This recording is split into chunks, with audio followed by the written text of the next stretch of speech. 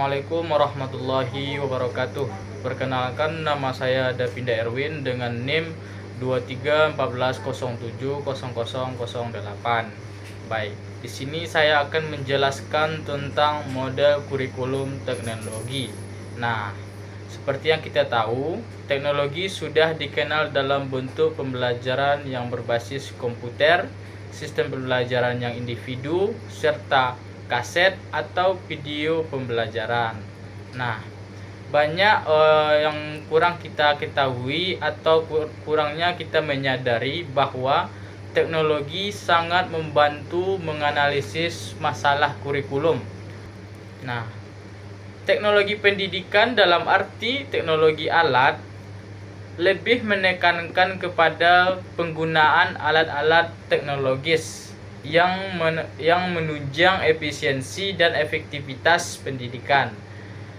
Kurikulumnya berisi rencana-rencana penggunaan berbasis alat dan media, juga model-model pengajaran yang banyak melibatkan penggunaan alat-alat lainnya.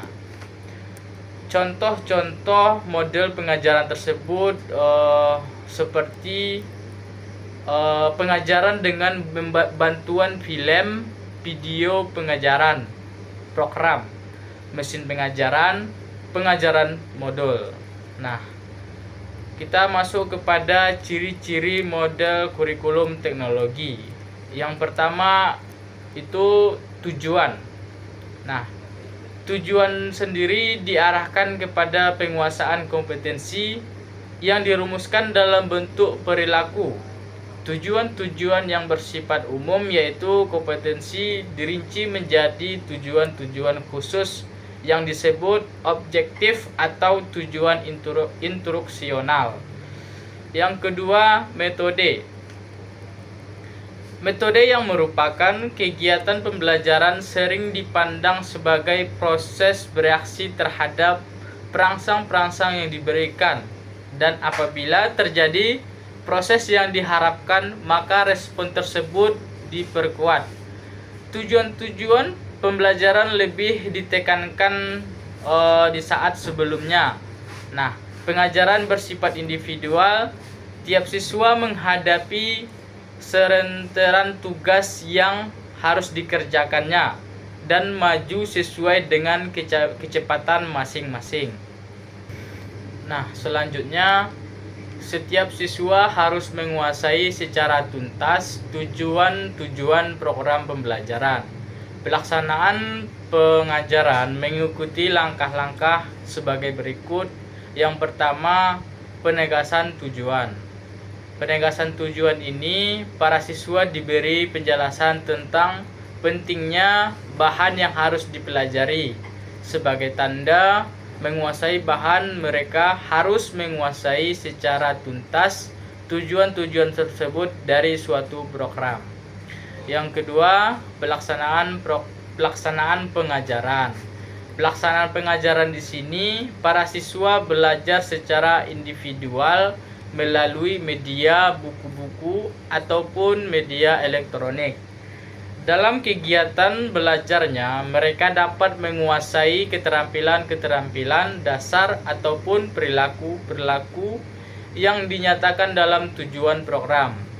Nah, yang ketiga, pengetahuan tentang hasil.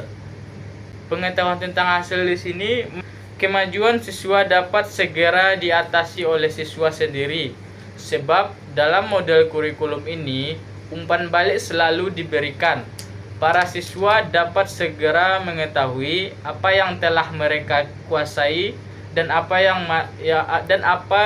masih harus dipelajari lebih serius lagi.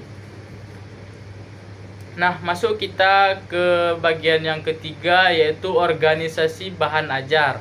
Nah, bahan ajar atau isi kurikulum banyak diambil dari disiplin ilmu, tetapi telah diramu sedemikian rupa sehingga mendukung penguasaan suatu kompetensi. Bahan ajar atau kompetera yang luas, besar, dan terinci menjadi bagian-bagian atau subkompetens yang lebih kecil yang menggambarkan objektif. Nah, yang keempat, evaluasi.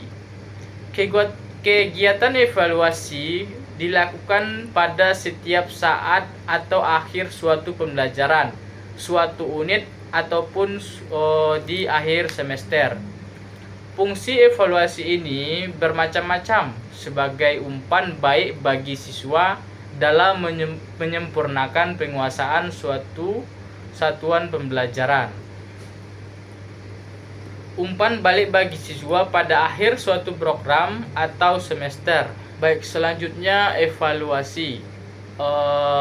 Evaluasi atau kegiatan evaluasi dilakukan pada setiap suatu akhir pembelajaran atau suatu unit di akhir semester. Fungsi evaluasi sendiri ini bermacam-macam sebagai umpan balik bagi siswa dalam penyempurnaan penguasaan suatu pembelajaran. Itu dinamakan dengan evaluasi formatif. Selanjutnya, umpan balik bagi siswa pada akhir suatu program atau semester itu dinamakan dengan evaluasi sumatif. Nah, ini juga dapat menjadi umpan balik bagi guru dan pengembangan kurikulum untuk menyempurnakan kurikulum tersebut. Nah, evaluasi yang mereka gunakan umumnya berbentuk tes objektif sesuai dengan landasan pemikiran mereka bahwa model pengajaran menekankan sifat ilmiah. Bentuk ini tes dipandang yang lebih cocok untuk diterapkan. Baik, selanjutnya itu program pengajaran teknologis. Nah, program pengajaran teknologis sangat menekankan efisiensi dan efektivitas. Program ini dikembangkan melalui beberapa kegiatan uji coba dengan sampel-sampel dari suatu populasi yang sesuai. Direvisi beberapa kali sampai standar yang diharapkan dapat dicapai. Dengan model pembelajaran ini, tingkat penguasaan siswa dalam standar konvensional jauh lebih dibandingkan dengan model-model lain. Nah, apalagi kalau digunakan dengan program-program yang berstruktur seperti pengajaran program, pengajaran modul, pengajaran dan bantuan video komputer lainnya. Nah, yang dilengkapi dengan sistem umpan balik dan bimbingan yang teratur dan dapat mempercepat meningkatkan penguasaan siswa dalam proses belajar mengajar. Nah, meskipun ini memiliki kelebihan-kelebihan, kurikulum teknologis tidak terlepas dari beberapa keterbatasan atau kelemahan.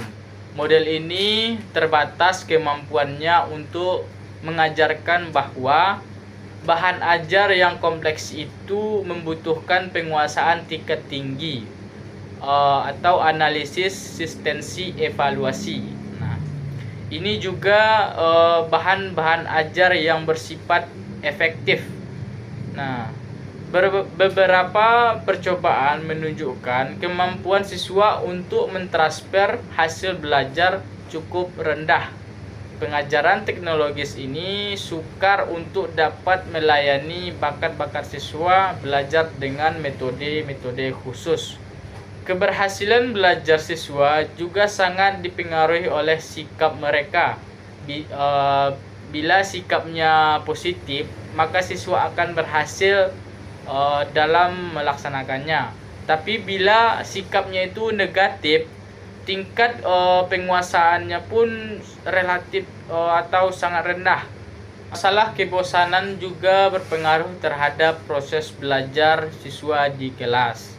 Nah, baik, itulah penjelasan model kurikulum teknologi. Terima kasih. Assalamualaikum warahmatullahi wabarakatuh.